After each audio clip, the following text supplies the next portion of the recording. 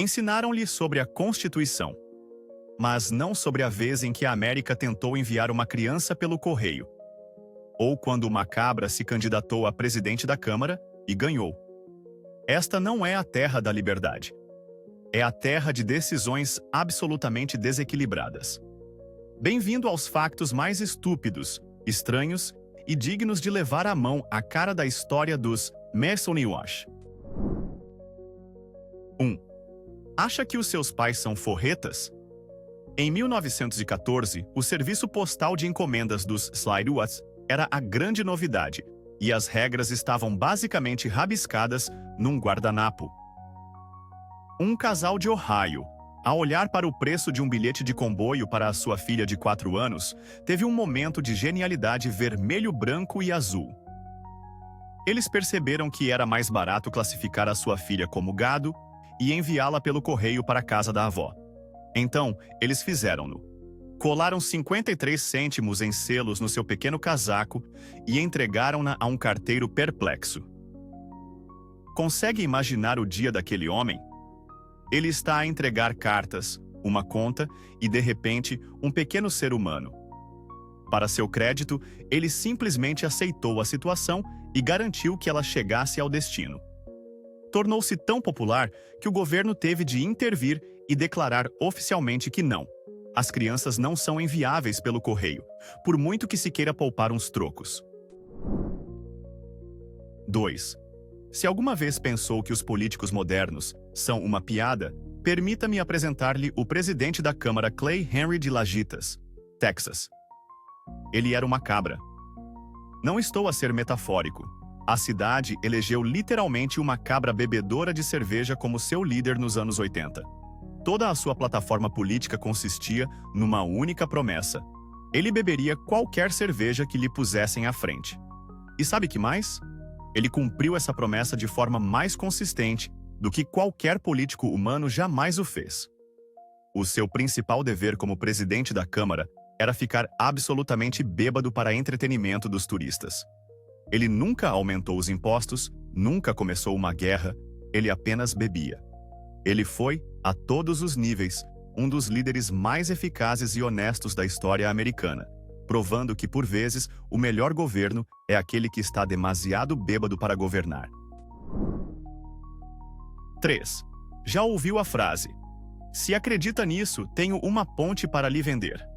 Bem, pode agradecer a George C. Parker, o campeão indiscutível dos pesos pesados dos artistas da vigarice americanos, por isso. Este tipo não vendeu a ponte de Brooklyn apenas uma vez. Ele tinha um negócio imobiliário próspero a vendê-la a turistas ingênuos, por vezes 2 vezes por semana.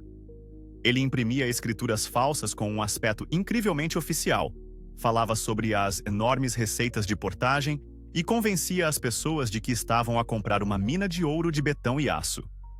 A polícia tinha de remover constantemente os seus novos proprietários que apareciam a tentar instalar as suas próprias cabines de portagem. Este homem era uma lenda. Ele não era apenas um vigarista. Ele estava a viver uma versão do sonho americano onde se podia possuir qualquer coisa apenas por ter a pura audácia de a vender. 4.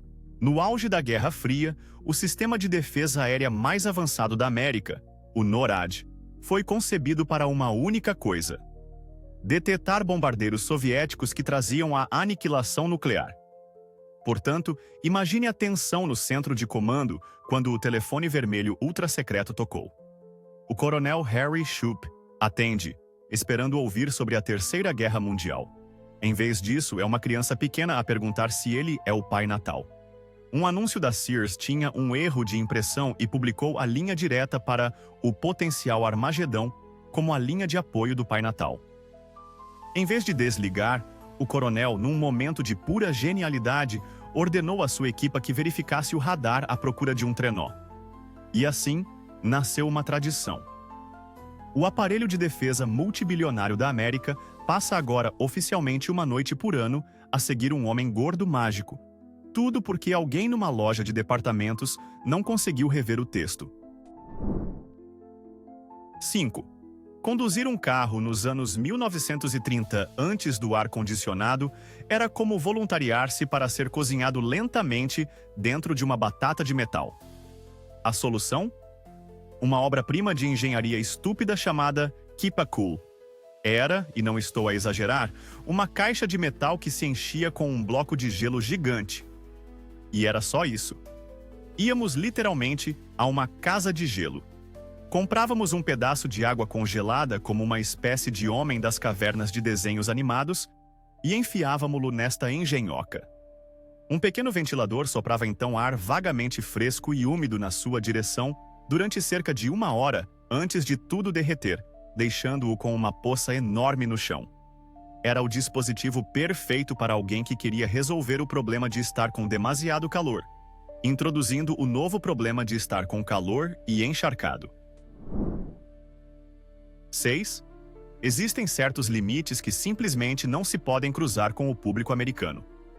Durante a Segunda Guerra Mundial, o governo pediu um sacrifício imenso. Racionamento, campanhas de recolha de sucata, enviar filhos para a guerra. A nação cumpriu.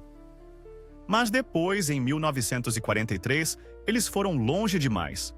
Proibiram o pão fatiado. O país teve um aneurisma coletivo e nacional. Pensar-se-ia que tinham acabado de proibir a própria liberdade. A indignação foi tão imediata e tão vulcânica, com donas de casa a escrever cartas furiosas ao presidente sobre a integridade estrutural das suas sanduíches, que o governo cedeu. A proibição foi levantada em menos de 2 meses. Foi uma exibição impressionante de poder popular, provando que na América pode-se desafiar os nossos ideais, mas não se pode, em nenhuma circunstância, mexer com a nossa conveniência. 7. Durante mais de 100 anos, muitos americanos viveram com um medo mortal do tomate. Chamavam-lhe a maçã venenosa e acreditavam que uma única dentada podia matar instantaneamente. A razão para esta histeria em massa é o problema de pessoa rica mais estúpido da história. Os ricos comiam em pratos de estanho extravagantes, que tinham um teor de chumbo altíssimo. Os tomates são ácidos. Por isso, quando um rico comia um tomate, o ácido extraía o chumbo do prato para a comida, causando-lhe envenenamento por chumbo. Mas, em vez de concluírem, talvez não devesse comer em metal tóxico, culparam o fruto inocente. Foi preciso a popularização da pizza, um alimento para o povo comum que comia em pratos normais, para finalmente ilibar o tomate e provar que não era um assassino vegetal. 8. Em 1996, a Pepsi fez um anúncio para o seu programa de recompensas que mostrava um miúdo a aterrar um Harrier Jump Jet na escola, com o preço de 7 milhões de pontos Pepsi listado no ecrã. Era uma piada óbvia e exagerada. Mas um estudante universitário de 21 anos, chamado John Leonard, um homem que claramente operava a um nível diferente da realidade, decidiu tomá-lo como uma oferta legalmente vinculativa. Ele encontrou uma lacuna, angariou $700 mil, comprou os pontos e enviou um cheque à Pepsi, exigindo que lhe entregassem a sua aeronave militar. O que se seguiu foi uma gloriosa batalha legal, onde os advogados caros da Pepsi tiveram de se apresentar em tribunal federal e argumentar com cara séria que, não, eles não estão, de facto, no negócio de trocar caças por refrigerantes. Foi um momento lendário de um espertalhão contra uma corporação, e por um curto período de tempo, todos nós esperamos que o miúdo ganhasse. 9. Sabe aquela sensação quando o seu chefe o obriga a fazer um exercício de team building horrível? Agora imagine que o seu chefe é o presidente dos Estados Unidos, e o exercício é um desporto que ele inventou para torturar a sua equipa. Conheça o Hooverball, a criação do presidente Herbert Hoover. Era uma mistura brutal de voleibol e tênis, mas jogado com uma bola medicinal de 6 libras que provavelmente poderia deixar um homem inconsciente.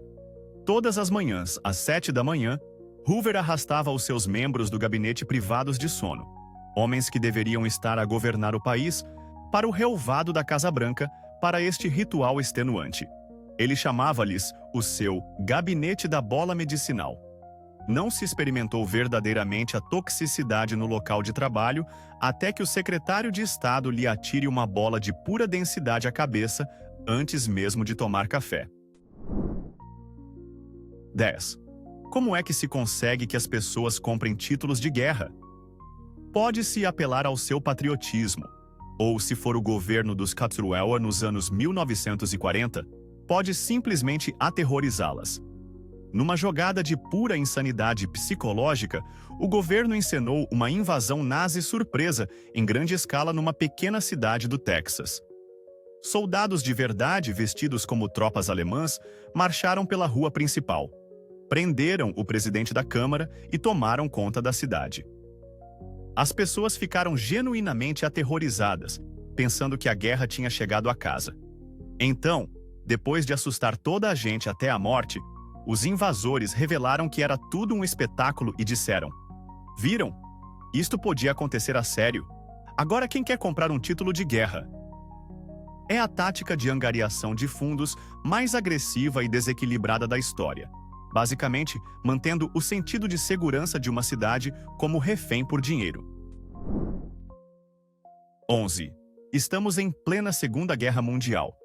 As forças armadas dos Kursakar estão no limite, a lutar em várias frentes contra inimigos formidáveis. Então, o que é que o Pentágono decidiu que era um investimento estratégico de alta prioridade e missão crítica? Uma fábrica de gelados flutuante. Exatamente. Eles gastaram $1 milhão, uma fortuna nos anos 1940, para construir uma barcaça de betão que podia produzir 10 galões de gelado a cada 7 minutos no meio do Oceano Pacífico. Enquanto os soldados invadiam praias, uma equipa dedicada estava a produzir baunilha e chocolate para levantar o moral. Esta é talvez a solução mais americana para uma crise global já concebida. Esqueçam as balas e as bombas. A verdadeira arma secreta na luta contra o fascismo era, aparentemente, o acesso ilimitado às sobremesas. 12. Já alguma vez se sentiu tão farto do seu país que só lhe apeteceu flutuar para longe de tudo? Alguns loucos absolutos nos anos 90 tentaram tornar isso uma realidade com o Freedom Ship. Isto não era um navio de cruzeiro. Era uma cidade flutuante proposta com 1 milha de comprimento e 25 andares de altura, completa com apartamentos, escolas, hospitais e o seu próprio aeroporto no telhado. Foi projetado para circular perpetuamente pelo globo, uma nação soberana do mar, desvinculada das leis ou impostos de qualquer país. Era o derradeiro sonho febril libertário. O problema? Era um pesadelo logístico e financeiro. Apesar de todo o alarido e dos grandes planos, este monumento colossal à fuga dos seus problemas, previsivelmente, nunca foi construído, provando que, por vezes, até os sonhos mais ambiciosos se afundam antes mesmo de zarparem. 13. Imagine ir a um restaurante chique hoje e pedir o especial do prisioneiro, e eles trazem-lhe uma lagosta de 1 quilo. Na América colonial, isso era a realidade. As lagostas eram tão repugnantemente abundantes que eram consideradas as baratas do mar. Elas davam à costa em pilhas enormes e contorcidas, e as pessoas tratavam-nas como lixo. Eram usadas como fertilizante, isco de pesca e, mais famosamente, como comida para prisioneiros e servos contratados. A situação chegou a tal ponto que um grupo de servos em Massachusetts processou os seus mestres, exigindo uma cláusula nos seus contratos que não os obrigasse a comer lagosta mais de 3 vezes por semana. Deixe isso assentar. As pessoas estavam tão fartas de comer o que é hoje um alimento de luxo que tomaram medidas legais para obter menos. 14. Na maioria das cidades, se alguém diz "há um incêndio subterrâneo", é uma metáfora para a tensão política. Em Centralia, Pensilvânia, é a realidade literal e de décadas.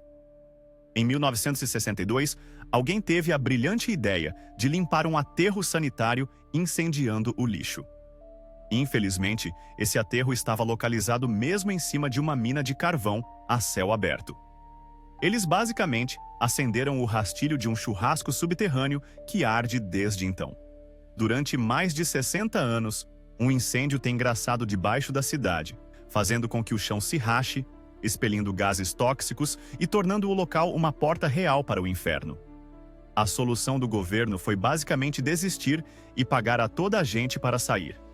Espera-se que o incêndio arda por mais 250 anos, tornando-o no desastre auto-infligido mais longo e estúpido da América. 15. Sente-se pouco inspirado pelas suas escolhas políticas? Bem, nos anos 1960, poderia ter votado no Partido Rinoceronte. O seu candidato presidencial era um rinoceronte de um jardim zoológico brasileiro chamado Cornélius. E a sua plataforma era puro e adulterado disparate. A sua promessa principal era acabar com o crime simplesmente abolindo todas as leis. O que, se pensar bem, é tecnicamente uma solução. Eles também prometeram declarar guerra a Saturno, alegando que era um valentão, e tornar o seu hino nacional, The Sound of Silence, para que ninguém tivesse de o cantar. Todo este partido era uma obra-prima satírica, criada para mostrar quão absurda a política se tinha tornado. A parte triste é que um animal de pele grossa e obstinado, que ignora em grande parte todos à sua volta, pode ter sido o candidato mais qualificado. 16.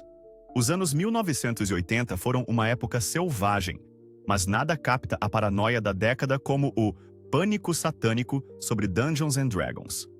Um monte de adultos, alimentados por talk shows diurnos e uma completa falta de compreensão, convenceu-se de que um jogo de tabuleiro jogado por nerds em caves era, na verdade, uma ferramenta de recrutamento para cultos de adoração ao diabo. Eles acreditavam genuinamente que os adolescentes a discutir se um míssil mágico podia atingir um troll estavam, na verdade, a lançar feitiços demoníacos e a assinar pactos com Lúcifer. Esta histeria nacional levou a especiais de notícias, queimas de livros e a que as crianças tivessem os seus manuais de regras confiscados. Foi uma tempestade perfeita de ignorância e medo. Tudo dirigido a um bando de geeks cujo único pecado real era ter um corte de cabelo terrível e possuir um dado de 20 lados. 17. Hoje, temos leis para proteger as pessoas. Mas durante um período sombrio da história americana, algumas cidades tinham leis especificamente concebidas para punir as pessoas por serem pouco atraentes. Chamavam-se as leis feias. E sim, são exatamente tão horríveis quanto parecem. A partir do final de 1800, cidades como Chicago e Omaha tornaram ilegal que qualquer pessoa que fosse doente, aleijada, mutilada ou de qualquer forma deformada, de modo a ser um objeto feio ou nojento, aparecesse em público. Basicamente, se não cumprisse o padrão de beleza de algum burocrata, podia ser multado ou preso apenas por sair de casa. Era uma política mandatada pelo governo de "se não és giro, fica em casa".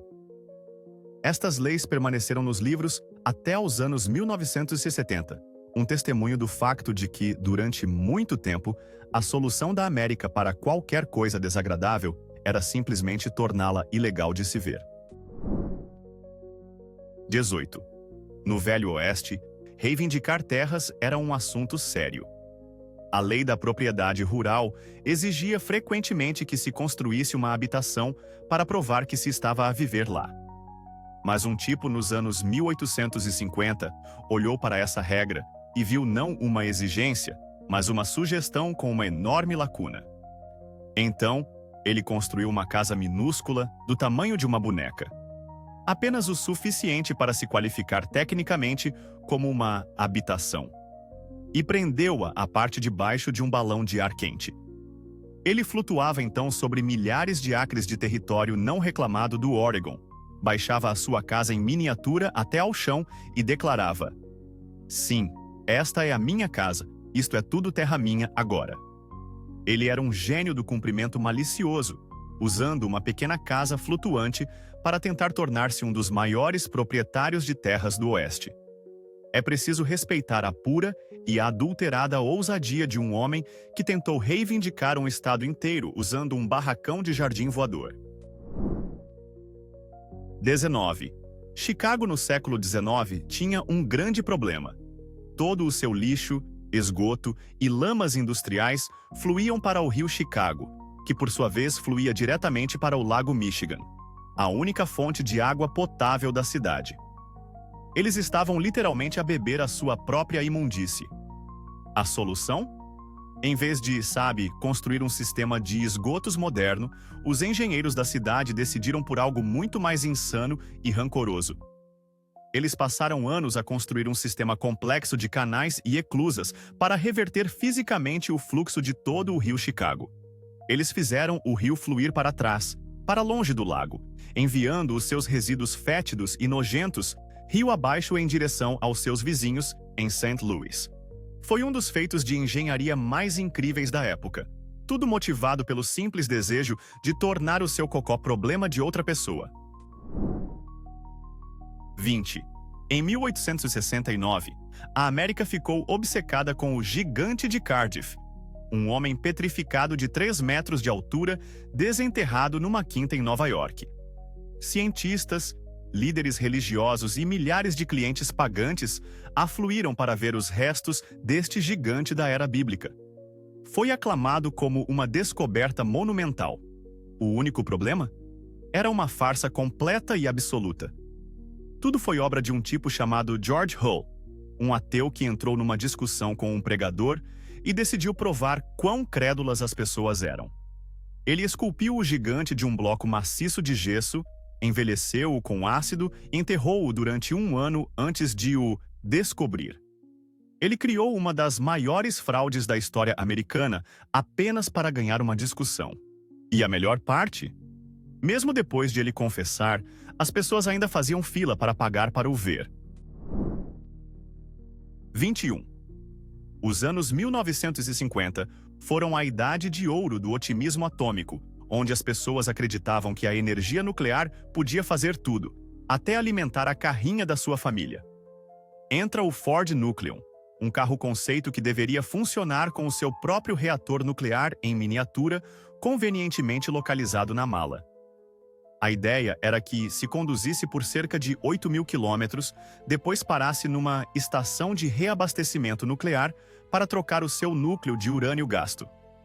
A Ford basicamente projetou um carro que era uma bomba suja rolante. Imagine ter um pequeno acidente e causar um Chernobyl em pequena escala no estacionamento do supermercado. Felizmente, este sonho febril verde brilhante nunca passou da fase de modelo, mas permanece como um monumento aterrador e hilariante a uma era em que o que poderia correr mal? Não era uma pergunta que as pessoas faziam. 22. Sabe que se meteu em trabalhos quando quase se bombardeia a si próprio. Em 1961, um bombardeiro B-52, que transportava 2 bombas de hidrogênio, cada uma centenas de vezes mais poderosa do que a que foi largada em Hiroshima, partiu-se a meio do ar sobre a Carolina do Norte. Enquanto o avião se desintegrava, largou a sua carga nuclear. O paraquedas de uma bomba abriu-se e aterrou suavemente num campo. A outra, no entanto, passou por quase toda a sua sequência de armamento enquanto caía. Quando a encontraram enterrada na lama, os investigadores descobriram que 5 dos 6 mecanismos de segurança projetados para evitar a detonação acidental tinham falhado. Um único interruptor de baixa voltagem, notoriamente pouco fiável, foi a única coisa que se interpôs entre toda a costa leste e um holocausto nuclear. A Força Aérea dos Eutípatas esteve a um interruptor defeituoso de vaporizar acidentalmente um dos seus próprios estados. 23. Se quase bombardear a Carolina do Norte não fosse suficiente, 3 anos antes a Força Aérea teve um ensaio na Carolina do Sul. Em 1958, um bombardeiro sobrevoava o estado quando um membro da tripulação puxou acidentalmente o pino de libertação de emergência de uma bomba nuclear. A bomba, felizmente sem o seu núcleo nuclear instalado, caiu de 15.000 pés e aterrou diretamente no quintal de um tipo chamado Walter Gregg. Abriu uma cratera de 21 metros no seu jardim, destruiu a casa de brincar dos seus filhos e feriu toda a sua família com a explosão dos seus explosivos convencionais, Quando Greg se queixou, a Força Aérea deu-lhe a quantia principesca de $54.000 pelos seus problemas. É uma história verdadeiramente incrível, onde o governo dos Louisianas, Iowa, bombardeou acidentalmente um dos seus próprios cidadãos e depois o pagou como se fosse um pequeno acidente de viação. 24. Na política americana, nem mesmo a morte consegue parar um candidato determinado. Em 1988, um republicano chamado Byron Imposto Baixo Looper candidatava-se à legislatura estadual da Dakota do Sul. Ele era um tipo popular e a sua vitória era garantida. Havia apenas um pequeno problema. Ele morreu de um ataque cardíaco cerca de um mês antes da eleição. Mas isso parou a sua campanha? Absolutamente não. Os seus apoiantes mobilizaram-se, mantiveram o seu nome no boletim de voto e ele venceu a eleição póstumamente por uma margem esmagadora. Ele foi literalmente eleito como um homem morto. O partido pôde então nomear o seu substituto, garantindo o lugar. Foi uma estratégia política brilhante, ainda que ligeiramente mórbida, provando que em algumas partes da América, um candidato falecido com um bom nome ainda é uma opção mais apelativa do que um adversário vivo. 25. O Tratado do Espaço Exterior de 1967 diz que nenhuma nação pode reivindicar a posse de corpos celestes. Mas um tipo chamado Dennis Hope, um verdadeiro visionário americano, leu esse tratado e reparou que não dizia nada sobre indivíduos. Então, em 1980, ele fez o que qualquer pessoa racional faria. Escreveu uma carta às Nações Unidas, declarou que era o novo proprietário da Lua e começou um negócio imobiliário. Durante décadas, através da sua embaixada lunar, ele vendeu milhões de acres de propriedade lunar a terráqueos crédulos, com escrituras extravagantes e sem valor. Ele ganhou milhões de dólares a vender algo onde nunca esteve e nunca tocará. Este homem é um gênio. Ele não encontrou apenas uma lacuna. Ele encontrou uma lacuna intergaláctica e construiu um império de negócios sobre ela, provando que o sonho americano está vivo e de boa saúde, mesmo em lugares sem atmosfera. 26. Hoje, preocupamo-nos com as concussões no futebol americano. No início de 1900, eles preocupavam-se com o facto de o jogo ser um desporto literalmente mortal. Antes de os capacetes e as proteções serem comuns, o futebol americano era um banho de sangue brutal e não regulamentado.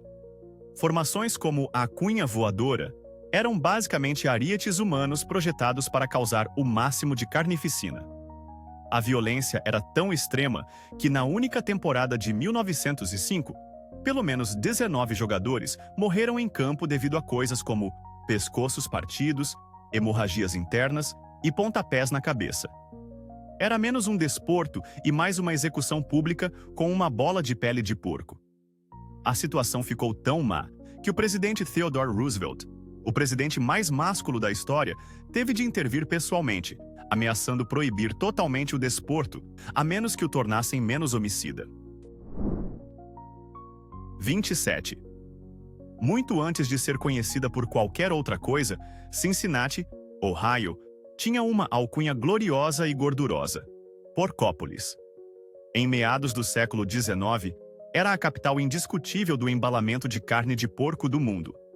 Toda a economia da cidade girava em torno do porco. Havia tantos porcos a serem levados para os matadouros que eles simplesmente vagueavam livremente pelas ruas da cidade. Era uma visão comum ver enormes manadas de suínos a relaxar nas esquinas, agindo como os caixotes do lixo não oficiais de 4 patas da cidade, comendo qualquer lixo que encontrassem.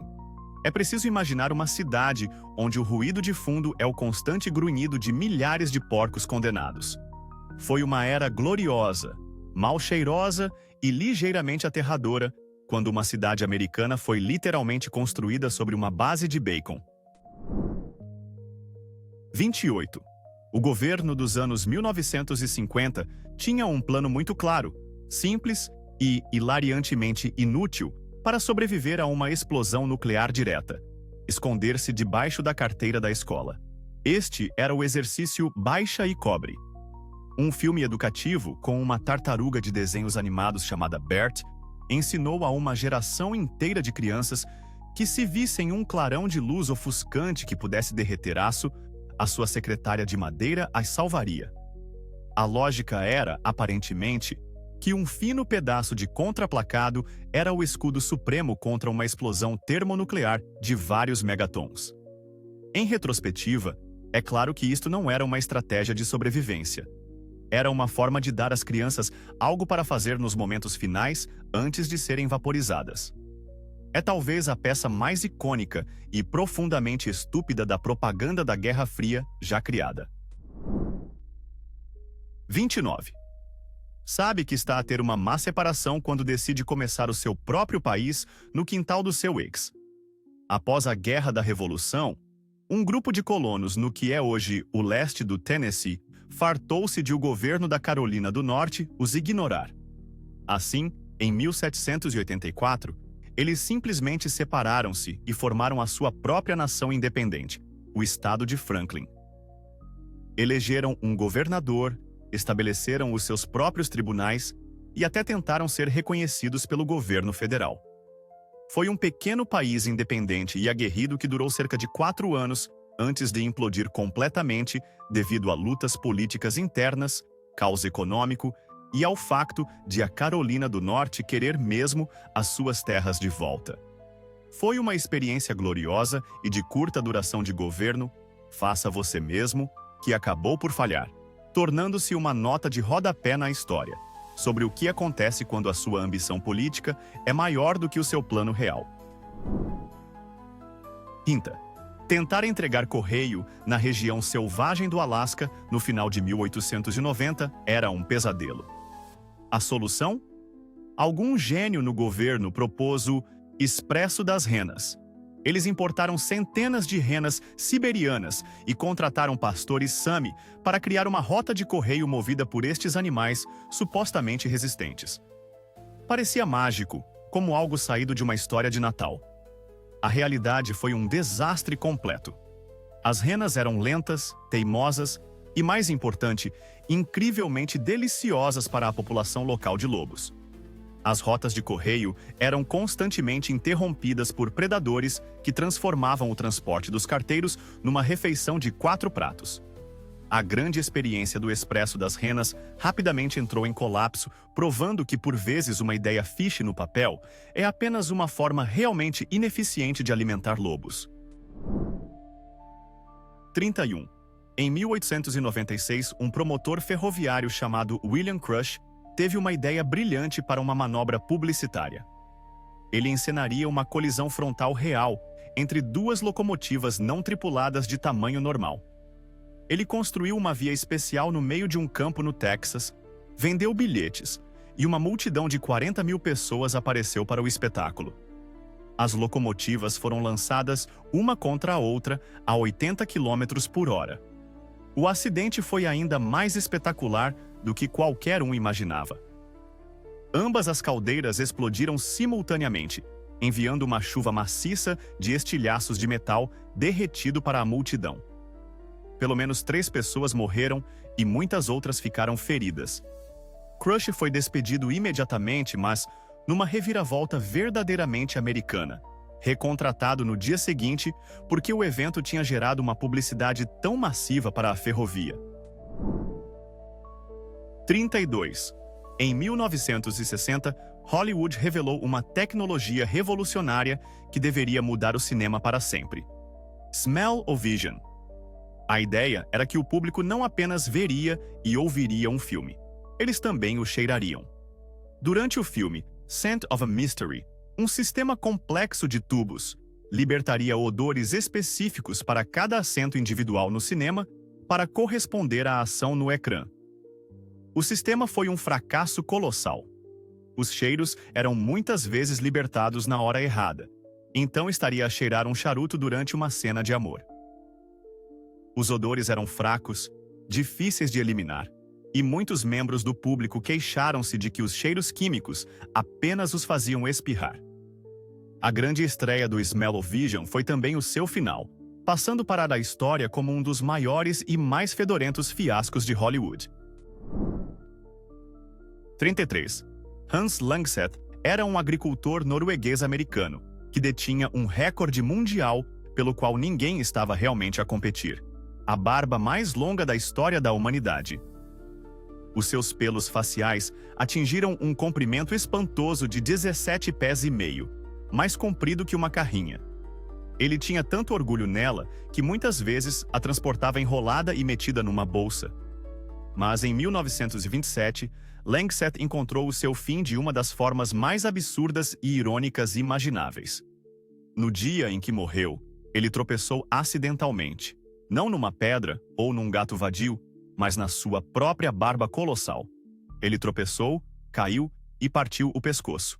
Ele foi literalmente morto pela sua própria magnífica juba facial que varria o chão. É uma forma trágica, mas também profundamente estúpida de morrer, provando que, por vezes, a sua maior conquista também pode ser aquilo que acaba por o derrubar. A sua família cortou-lhe mais tarde a barba do cadáver e doou-a ao Smithsonian, onde permanece até hoje como um monumento ao excesso glorioso e fatal. Portanto, mortes por barbas gigantes, Fords movidos à energia atômica e crianças enviadas pelo correio. E isso é apenas arranhar a superfície.